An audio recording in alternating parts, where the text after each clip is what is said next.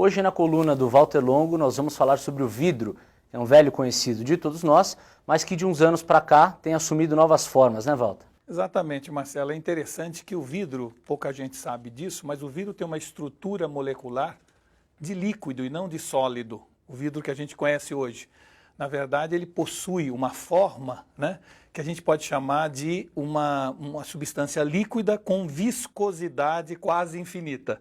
Mas, na verdade, a estrutura molecular do vidro que a gente conhece hoje é uma estrutura líquida. E o que a gente está vendo agora e observando, e mais recentemente foi, vamos dizer assim, desenvolvido na Alemanha e está chegando agora ao Brasil através de uma empresa chamada DPM Tecnologia, é o chamado vidro líquido, líquido de fato. Ou seja, você pega um spray de vidro líquido, passa sobre uma superfície e aquela superfície é como se acabasse ou se tornasse envidraçada com uma resistência absoluta em termos de você passar alguma coisa em cima dela e limpá-la sempre com uma facilidade absurda. Ela tem um efeito bactericida e um monte de outras qualidades que esse vidro líquido, aí sim, líquido de fato, passou a existir a partir de agora. Quer dizer, a superfície se torna impenetrável. Ela se torna impenetrável, por outro lado, ela é respirável. Ela continua respirando, mas ela fica absolutamente isolada de qualquer sujeira, qualquer líquido que você derrame nela. É realmente impressionante. Vamos dar uma olhada aqui para as pessoas entenderem, né? Aqui você tem, por exemplo, um tecido, onde se você jogar uma água, né, evidentemente, ela imediatamente, tá vendo? Ela penetra no tecido e o tecido fica azul mais escuro e você percebe que ele, de alguma maneira, penetrou essa água. Quando você coloca numa superfície que foi aplicado um spray de vidro líquido, veja o que acontece.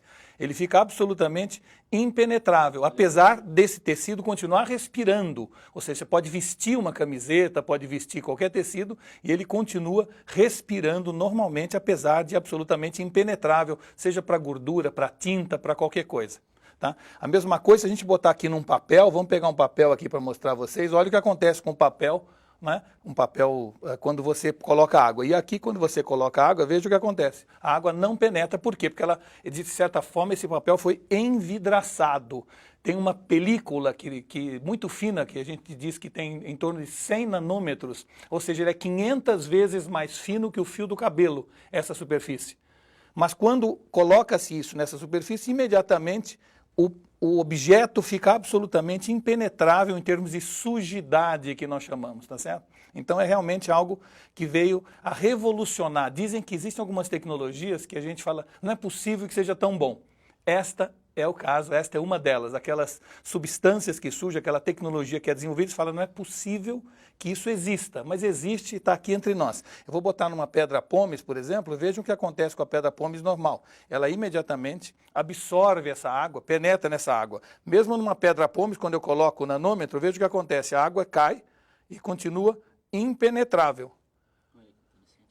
Então, o interessante desse tipo de substância é que ela acabou sendo usada no início agora para fins industriais.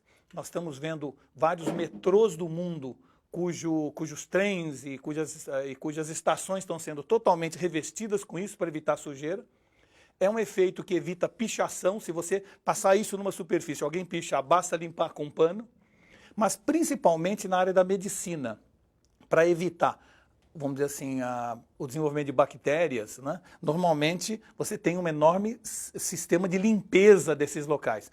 Com a aplicação do vidro líquido, as bactérias não se reproduzem da forma como seria sem o vidro líquido, o que faz então com que essa substância seja muito importante para hospitais, para clínicas onde a cirurgia vai ocorrer e, portanto, a preocupação com bactérias é algo obsessivo. Então, é um produto que realmente tem uma multiplicidade de utilizações. Por enquanto, ele está sendo utilizado mais em coberturas ou em, vamos dizer assim, aviões, em metrôs, mas já vai estar disponível para o público e nós poderemos, então, aplicar isso em tudo, no nosso iPhone, na nossa camiseta, no que a gente quiser, com essa grande vantagem de evitar sujeira e, ao mesmo tempo, continuar respirável. Walter, esse produto ainda é usado em escala industrial e não está disponível ao consumidor. Mas qual é o preço dele? Olha, esse produto foi desenvolvido na Alemanha. No Brasil tem uma empresa, DPM Tecnologia, que está comercializando, distribuindo ele, mas é um produto que já vai estar entre os consumidores. Agora é um produto que deve ser muito barato porque a substância, a matéria-prima dele é a areia. ou seja, a coisa, uma dos materiais mais abundantes na Terra. Na verdade, trata-se do que a gente chama de dióxido de silício, cuja matéria-prima para fazer o dióxido de silício nada mais é do que a areia que a gente encontra em qualquer praia aqui do Brasil. Bom, Walter, esse produto também vai proteger os eletrônicos da chuva, né? Os smartphones, por exemplo. Exatamente, da chuva ou de qualquer outro tipo de problema quando você derruba, por exemplo, esse celular seu, por acaso, dentro da pia, né? Ou seja, o importante desse produto, que no Brasil chama-se EcoGlass, esse vidro líquido, é que, na verdade, ele torna a superfície impenetrável para sujeira, para água, mas continua respirável. E isso é a beleza desse tipo de material.